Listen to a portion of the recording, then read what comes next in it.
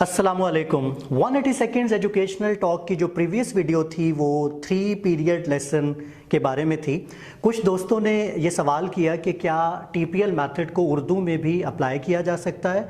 तो यहाँ पर मैं आप लोगों को ये बात बताते हुए बहुत फ़ख्र महसूस कर रहा हूँ कि अल्हम्दुलिल्लाह हम लोगों ने, हमारे इदारे ने पिछली 2 दिहाइयों में उर्दू की तरक्की व तरवीज के लिए जो काम किया वो अपनी मिसाल आप है।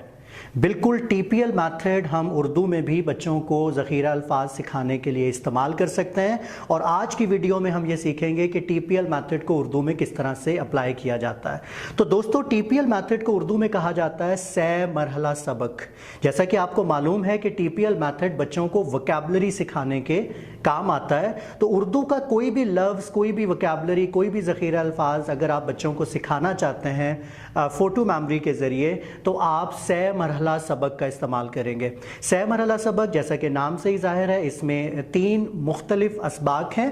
पहले सबक में बच्चों को किसी भी चीज़ का तारुफ़ करवाया जाता है, दूसरे सबक में बच्चों को उसी चीज़ की पहचान करवाई जाती है और तीसरे सबक में बच्चों को उसकी याददाश्त करवाई जाती है।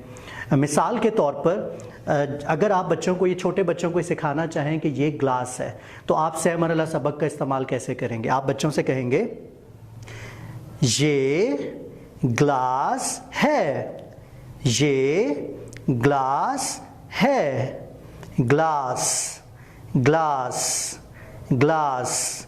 आप 3 से 5 मरतबा इस लफ्ज़ को दोहराएं और उसके बाद अगला सबक जो है वो पहचान का है। तो आप बच्चों से पूछ सकते हैं, अच्छा बच्चों मुझे बताएं कि ग्लास कहाँ पर है। और तीसरे सबक में आप बच्चों से पूछते हैं ये क्या है।